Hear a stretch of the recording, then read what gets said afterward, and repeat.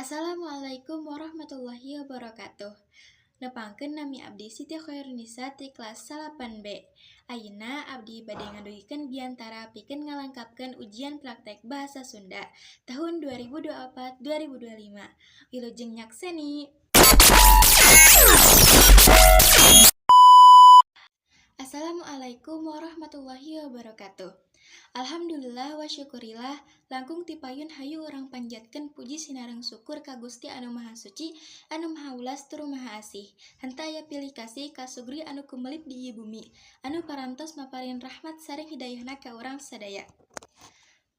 Teu hilap sholawat sinareng salam, mugi-mugi dilungsurkeun ka junjungan urang sadaya Kanjeng Nabi Muhammad sallallahu alaihi wasallam, ka kulawargina, para sahabatna, tabi'atna, sareng mugi-mugi tepi ka urang salaku umatna. Amin ya rabbal alamin.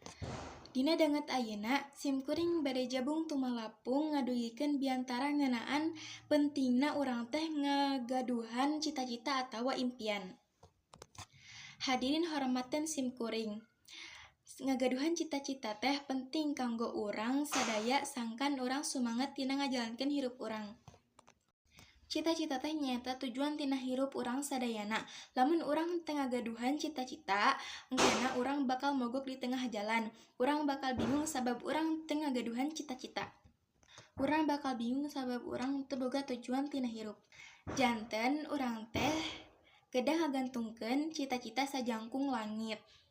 Sangkan urang getol diajar kanggo ngahontal cita-cita.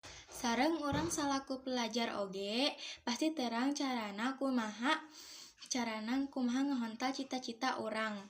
Nyaeta ku cara diajar sing getol.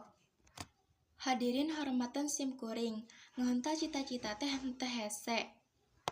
Lamun urang keuyeung diajarna tur getol sakolana.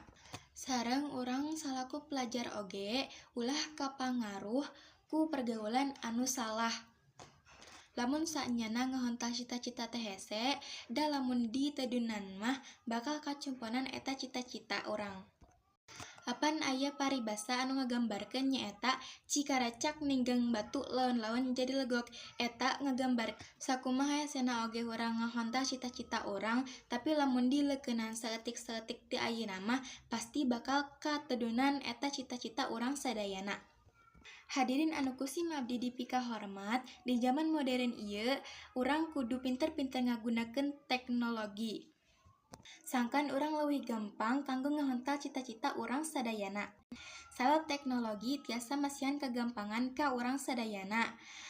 Jang malarian elmu pangaweuruh sapertos internet. Sabab ku kitu urang ulah asa-asa ngagaduhan cita-cita anu luhur. Urang kudu percanten kanyarila, yeuh urang teh tiasa ngahontal cita-cita urang sorangan. Rupina sakitu anu tiasa kapihatur, mugia aya manfaatna kanggo urang sadaya. Bilih aya basa anu kirang meunah larapna, bilih aya anu kirang raos kana mah. Pamungkasna, luhur sahur bahe cakrek, lamun arek ka Purwakarta pepenjeuh nyimpang ka Banjar, lamun boga cita-cita hidup kudu getol diajar. Akhirul kalam, wabillahi taufiq wal hidayah. Wassalamualaikum warahmatullahi wabarakatuh. Audio Jungle.